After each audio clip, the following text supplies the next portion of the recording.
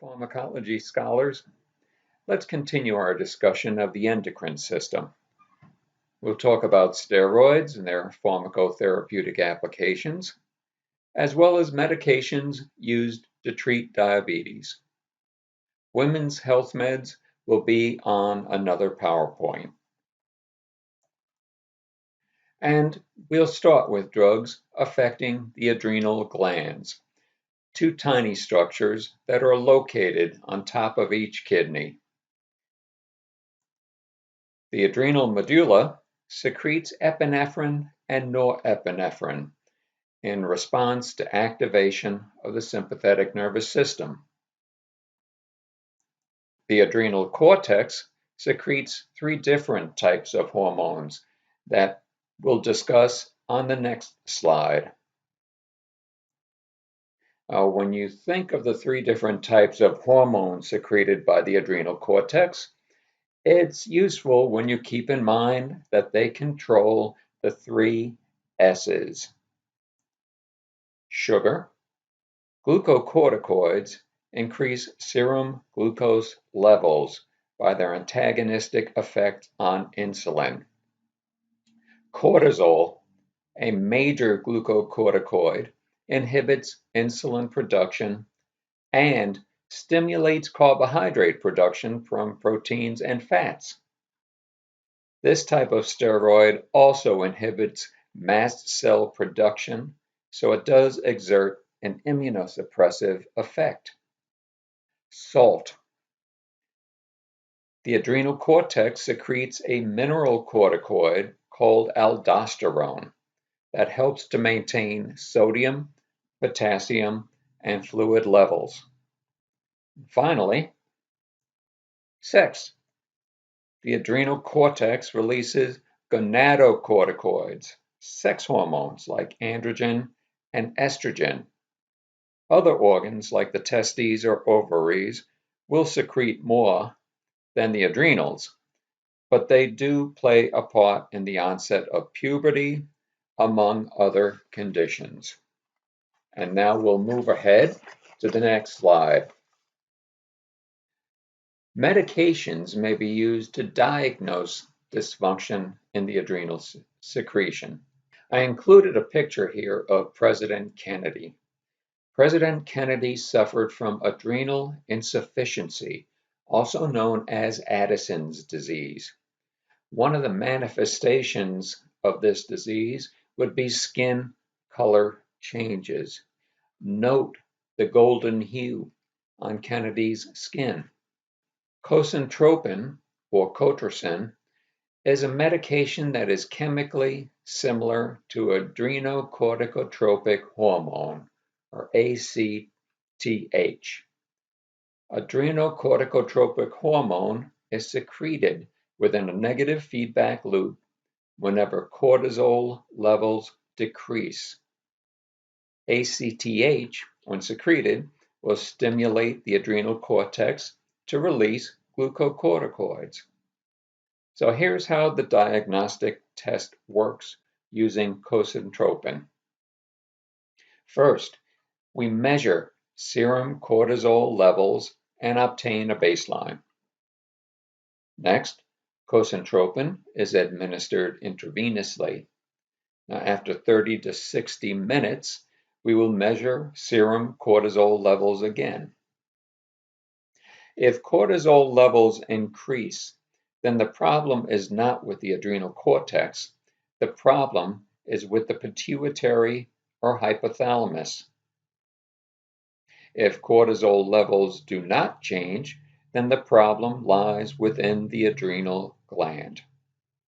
When it has been determined that the insufficiency has an adrenal cause, then corticosteroid replacement is indicated. Glucocorticoids have a wide variety of therapeutic applications that are listed on this slide. This category of medication can be administered topically in order to suppress severe acne.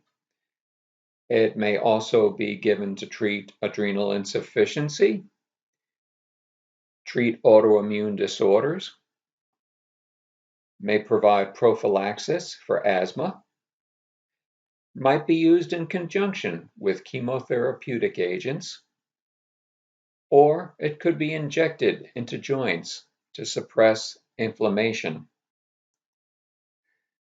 Glucocorticoid replacement has multiple effects on multiple tissues, so its mechanism of action is varied. It is available topically, IV push, subcutaneously, or orally. Small amounts tend to have very few adverse effects, although when given PO, there can be stomach upset. Giving the dose with food can help to offset these adverse GI effects. The more serious adverse effects tend to occur with larger doses or with long-term abuse. In this case, we would need to assess for Cushing's syndrome, which is characterized by weight gain due to fluid retention, elevated blood pressure, again, due to fluid retention, skin changes like striae, which are linear lesions that appear on the skin. Cushing's syndrome is treated with an antifungal, ketoconazole. Steroids also interfere with several medications like antibiotics, vaccines, and anti-seizure meds. Because of the hyperglycemic effects, insulin and/or oral hypoglycemic doses would probably need to be adjusted. We would also need to monitor the client's finger sticks.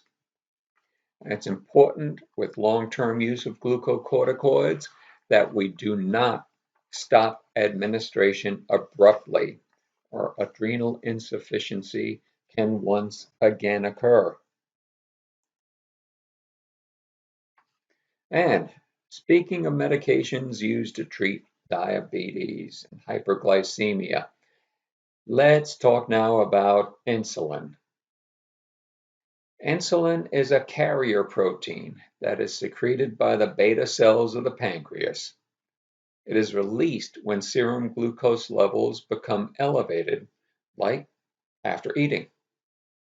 The pancreas releases insulin, and insulin allows carbohydrates to cross the cellular membranes where they're used for energy needs. Conversely, when serum glucose levels fall, the pancreas releases glucagon. This stimulates the breakdown of glycogen into glucose. Serum glucose levels would then increase. Although the American Diabetes Association recognizes 9 different types of diabetes, we'll focus on just 2 of them. First, type 1 diabetes. This occurs when the pancreas is unable to secrete any insulin. This can occur because of genetic, immune, or environmental causes. The body cannot use carbohydrates or cellular energy since the carbs can't cross the cellular membrane. Hyperglycemia, elevation in serum glucose, would then occur, and exogenous insulin injections are indicated. In this instance, when carbohydrates can't be used, lipids are then broken down for energy, and an acidic byproduct of the breakdown, ketones, will develop. Some clients do not realize that they have type 1 diabetes until diabetic ketoacidosis occurs. With type 2 diabetes, the more common type, hyperglycemia occurs when insulin receptor sites in muscle and adipose are unable to respond to insulin. There may be enough insulin produced, but the receptor sites do not respond. This condition, where receptor sites do not respond, is known as insulin resistance, and it's a primary characteristic of this type of disease. Clients with type 2 diabetes, although they may occasionally need insulin, are primarily treated with oral hypoglycemics. Insulin therapy's goal is to supply insulin in normal physiologic amounts. Doses will vary based on the client's diet, activity levels, and fingerstick results. Successful insulin therapy helps to maintain serum glucose levels within a safe range and prevent cardiovascular, ophthalmic, renal, and neurological complications that can occur with poorly controlled diabetes. Insulin cannot be given orally since stomach acid would denature the protein. It is given subcutaneously. Insulin comes in different categories that are listed here. They have differing onset, peaks, and duration of action. Humalog is rapid-acting insulin that should be given immediately before a meal because its onset is about 5 to 15 minutes. Short-acting insulin, like Humulin R, is given in insulin pumps with an onset of about 30 to 60 minutes. Small amounts of insulin are released by the pump at preset levels, with larger amounts released during meal times. Intermediate-acting insulins, or NPH, have a duration of 12 hours, so the intermediate-acting insulins are administered twice a day. They could be supplemented with rapid or short-acting insulins. Long-acting insulins mimic the body's usual daily secretion of insulin. Long-acting insulin should not be mixed in the same syringe as other insulins.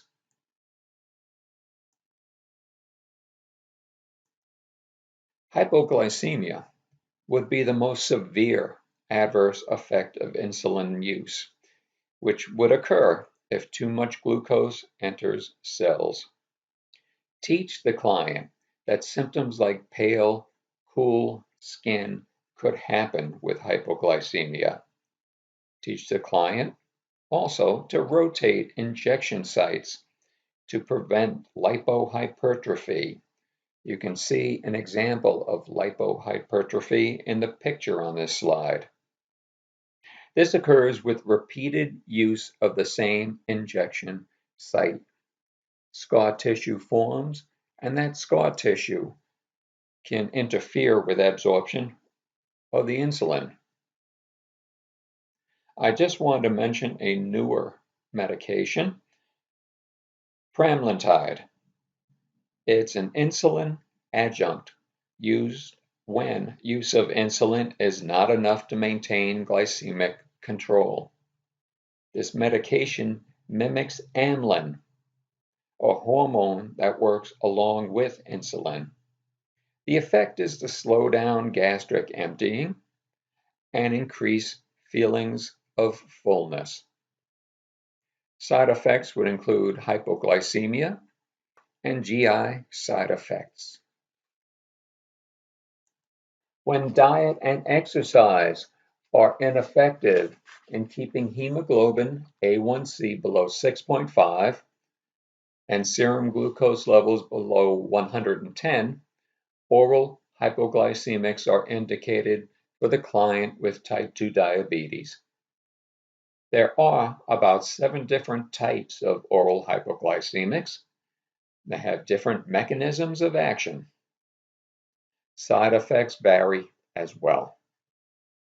As with other chronic conditions, dosages may need to be adjusted over time, and there may be a need to administer more than one class of medication. While taking oral hypoglycemics, clients will need to engage in exercise after consulting with their provider, of course. Exercise reduces serum glucose levels and decreases insulin resistance. Clients should also avoid foods that rapidly spike glucose levels and watch their portion sizes.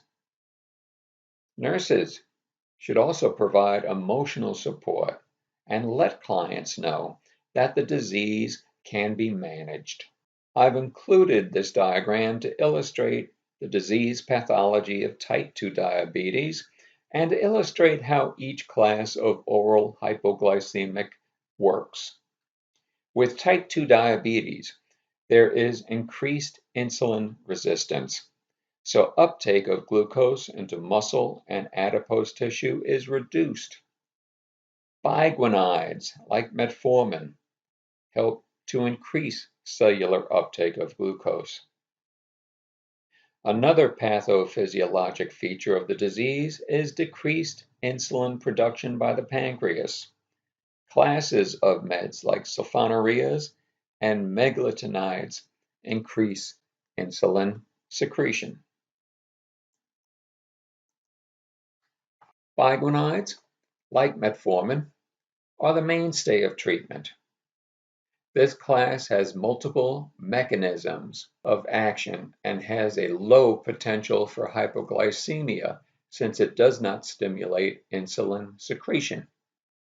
The side effects tend to be GI related: nausea, vomiting, abdominal cramping, anorexia, and weight loss.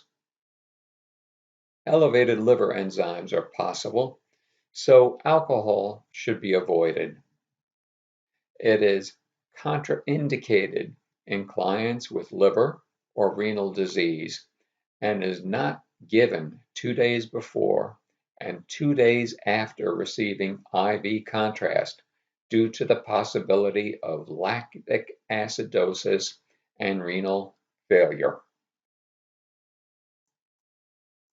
Here are some of the other oral hypoglycemics I've included, the most important features of each. I'll let you peruse this information on your own. If you have any questions, please feel free to email. I'm happy to answer them. Take care.